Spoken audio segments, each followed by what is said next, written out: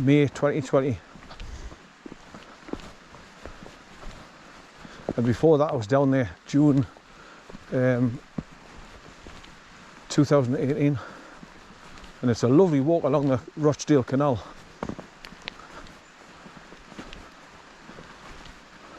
And then you cut off right and you go up through Blackhole, Jumbo Road or something, past Forbes, Old Mill. Then you go up and over towards an area called Blackshaw, and then turn right and walk along the forest, going towards Blackhole Crags. It's absolutely stunning. It's a lovely walk. But it's a bugger. It's quite a distance to drive down there, like to Hebden Bridge to park up. And there's quite a few roads that you've got to get on. So if I was going to go back down there, I would have to go back on Google Maps and redo it in my head again to remember all the places and names that you go for to get down there straight away without getting lost. All I remember is you've got to go down the A1 from where I live to junction 52, then take the right off way onto the A61, and then you go down the A61 about 4 roundabouts and turn left. That's all I can remember. After that, I'd have to refresh my memory by like redoing it again, like I say. Good boy, son. Good boy. Where you been, son?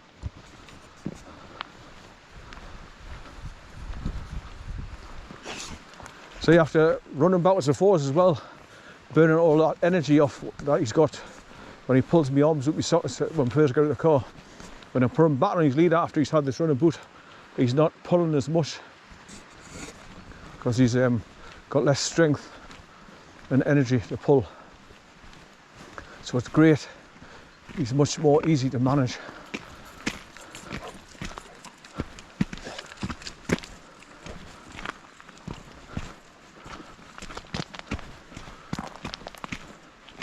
And as you can see, I've never called him back yet, and he just goes so far up, loses sight of us, and then he comes back.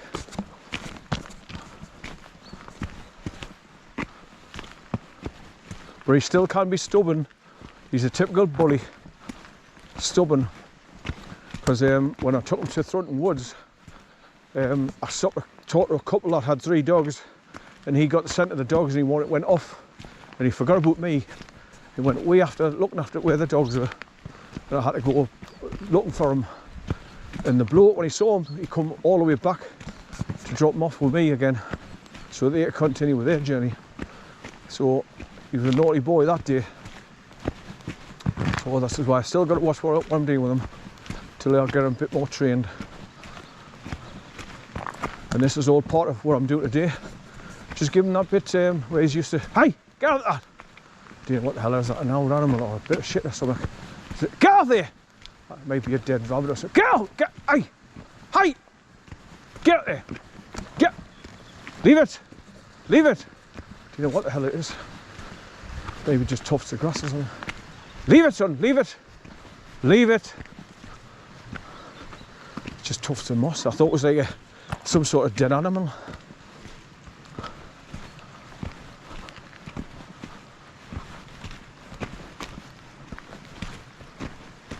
You can hear the water running down here between the trees. Like I said, there's quite a few of them coming down and fill up this ditch to the right hand side here.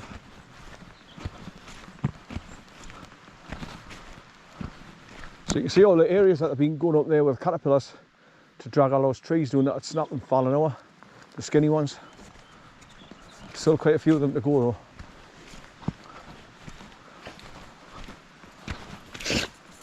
That's what they do to help get across the landscape as well. They put all these dead stumps to build like a temporary roadway for the tractors to get a grip on, get across, go across the burn there and get up the hill.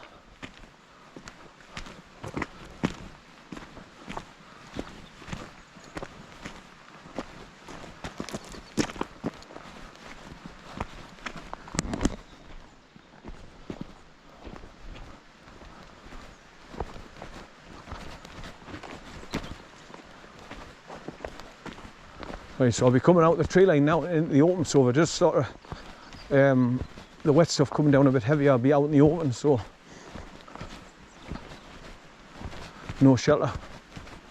But I've got my cap on, I've got my thin red waterproof jacket on. There's a grey heron just taking off again, look. He's down in the water looking for his dinner, trying to catch a fish. Just doing here somewhere. He took off and he talking.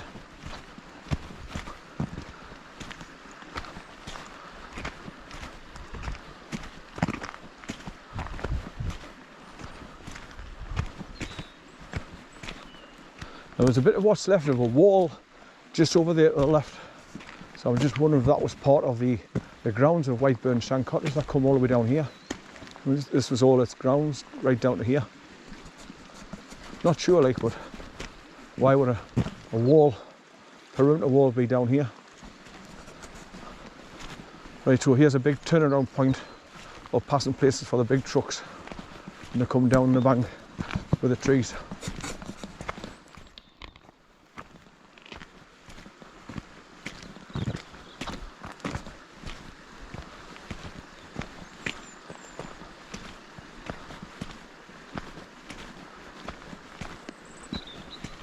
Right, so there's the out shed to do with the Whiteburn Shank Cottage as well.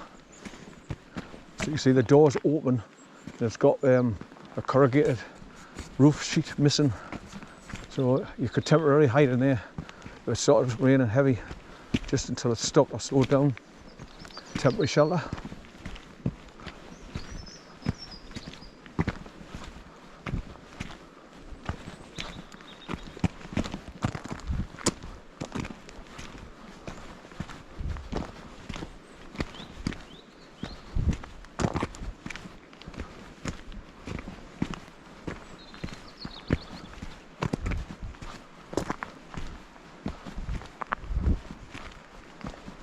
So you can tell it's not been raining heavy because normally you've got to wait to water here that cascades over the top of this concrete with the rivers going underneath the road here. But it's just going through the pipes now.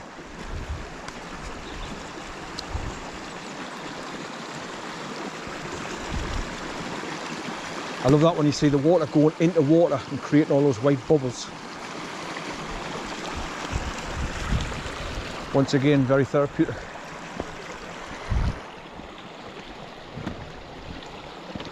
Right, so when you get to this part here, the Y junction in the road, I used to go right and go over the bridge and go up towards where they had the caravan part at the top end, where the guys would stop and have their lunch breaks in the caravan.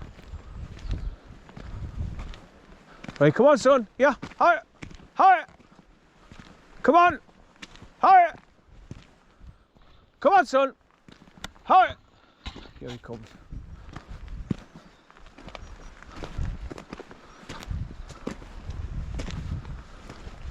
Come on. Right, so I'll just go as far as this bridge here and point my camera up past that old round homestead and the perimeter wall where that old shed is. Hi, son. Hi. Right, where is he? Come on. Hi, son.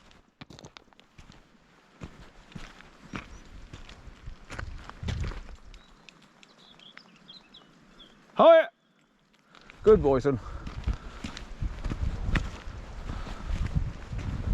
There's a grey heron again. I seem to be following up the river.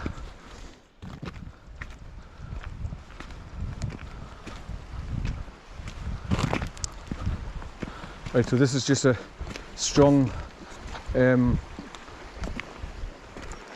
railway sleeper bridge built to get across this ditch as well, for the vehicles to come across here. Don't know why they've got these bits of rubber here.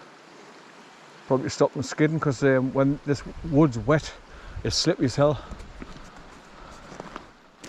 Right, so just at the top of the road there, just past those piles of logs on the right, they had a caravan parked just there. So when they finished for lunch, they would come down there and all go into the caravan. and have their lunch together. Hi son, come on, come on.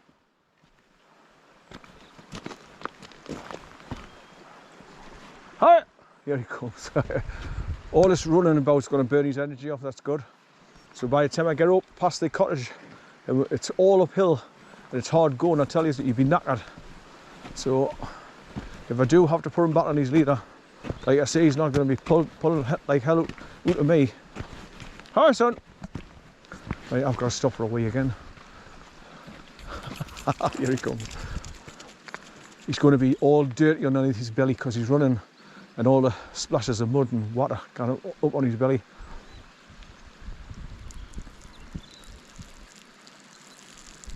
Yeah, son.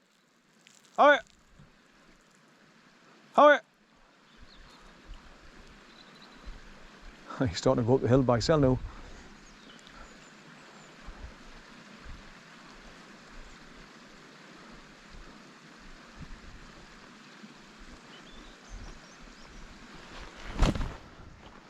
Right.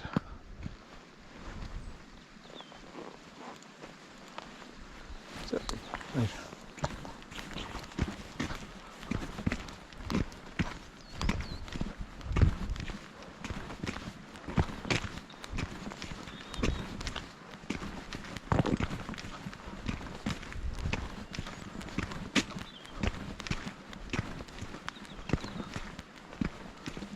Fresh sawdust, so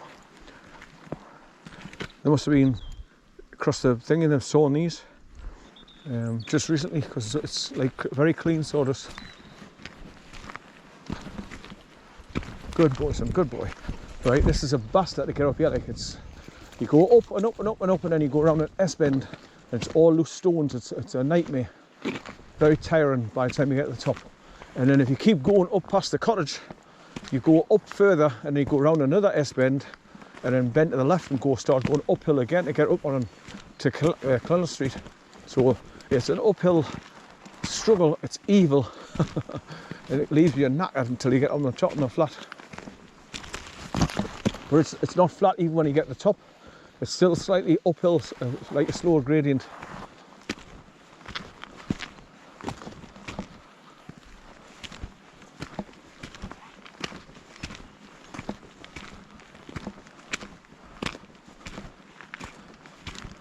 I once went right round the top of the forest and I came back across the top there and I wanted to come down here, so I came down the edge of those trees there. Look how steep it is from the top.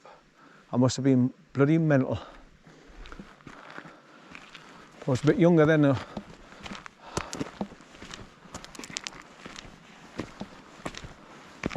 So we're in November now, November, December, January, February, March. 4 months time I'm 65 years old. Bloody hell. So just keep on going as much as I can. So there's a big stream coming down here. And that's what goes down there towards that bridge. Underneath the bridge. Can't see the water though because it's totally overgrown.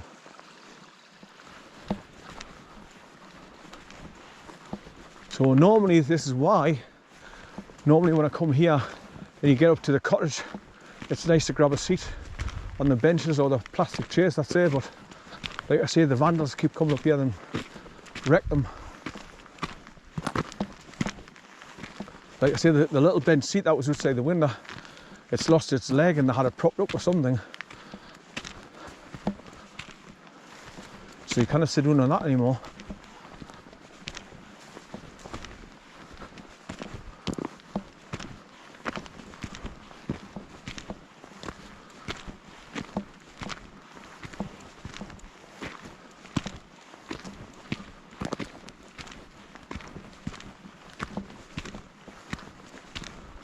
So, I mean, obviously this is not ideal weather for recording video anyway because it's misty, it's still dark, the skies are full, so it's just thick grey overcast skies.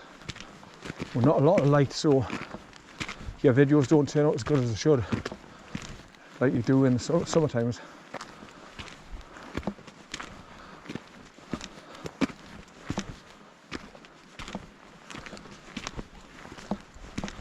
Now, I wonder if he knows where he's going because he's just gone ahead and he hasn't come back down yet.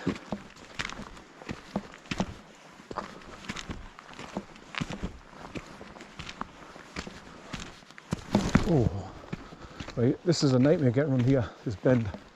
Like I say, it's all loose stones.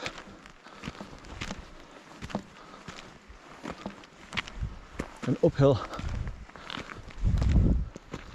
So you just got to keep putting one foot in front of the other. Best foot forward. Hi, son! I don't like it when he goes out my sight for too long. So I can't see where he's gone or where he's up to.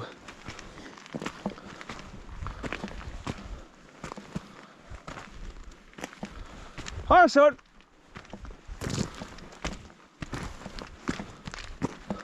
So you see loads of water comes running down here and all the soil's like giving way because the amount of stream water that runs downhill. Hello, son, where you been? Where you been, son? Good boy, good boy. Where you been? Good boy.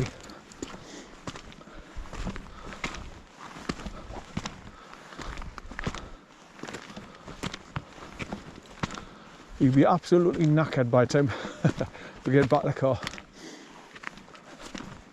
I'll be knackered when I know.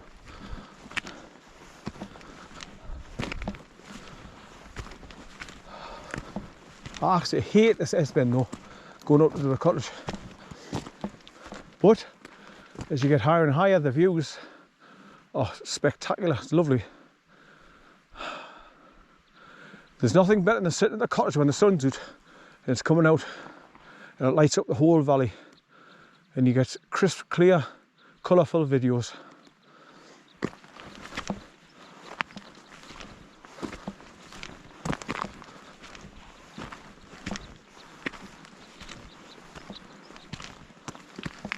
I mean, all my videos I just set the camera at 1080p.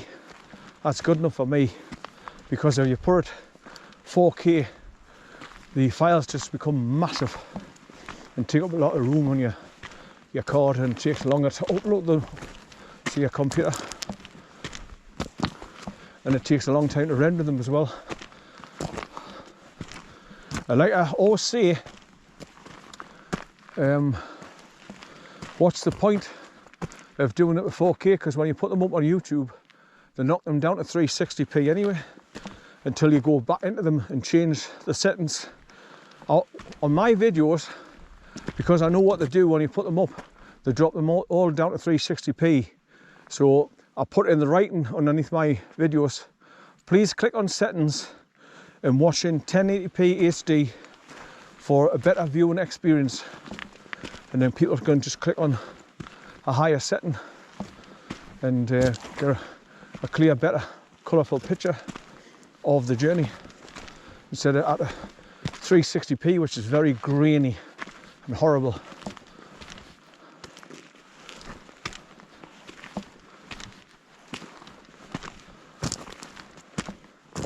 Right, so this is where I slow down, going up to the, oh man, I'm knackered now. Because I've got a jacket on and a cap, getting hot now.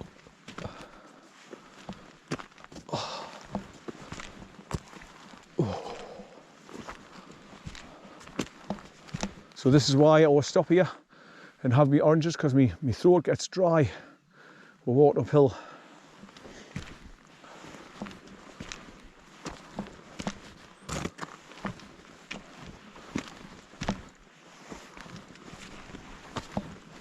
But I'll turn around again in just a moment and point my camera over the far side in front of the cottage here, because the views across the other side are nice.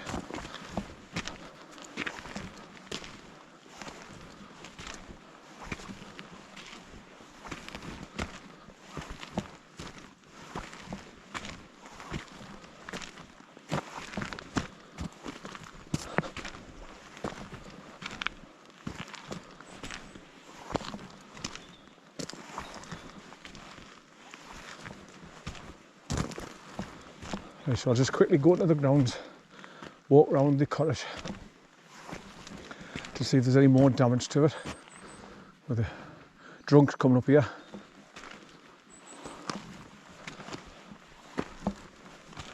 I can't remember what year it was when I came up here and the drunks had been up here and smashed their way into the patio doors, wrecked the place inside, threw the empty beer bottles and cans all over the floor in the sitting room area. Just destructive. Pissheads. And there's no need for it. They even threw the bits of food down there, like bits of cheese and all that, what made sandwiches and that, because they didn't eat them all, they just threw them down on the ground. Filthy animals. Pigs. I'd hate to see the houses where they live. But then again, the people didn't date in their own homes. So why date next to these places? Hi son! Hi! Hi son! Hi! Come on, down here. Come on, get in here. Come on. Come on, going home now. Hi.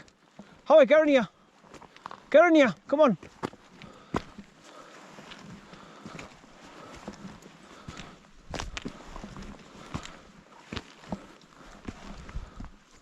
Good boy, son. So anybody coming up in vehicles can pull it here and park in here temporarily.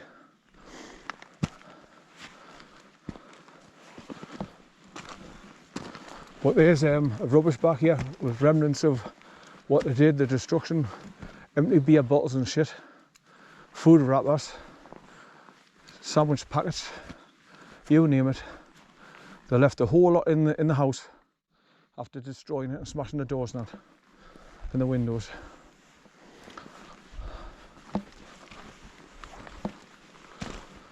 Right, so as you can see, you've still got uphill to go, and then you've got a big tight S-bend to go around again, uphill. So like I said, by the time you get the top on Clennell Street, you're absolutely knackered. Right, now depending on how long this grass is if I'm going to go through here or not, because I haven't got my leg gaiters on today. I put one boot on and I forgot to put my leg gaiter on, so I thought, oh, I'm not taking my boot back off to get the other one on, so I just left both of them off. Right, here's the plastic chairs that are normally tip over so they don't get water in the seat area like these two here.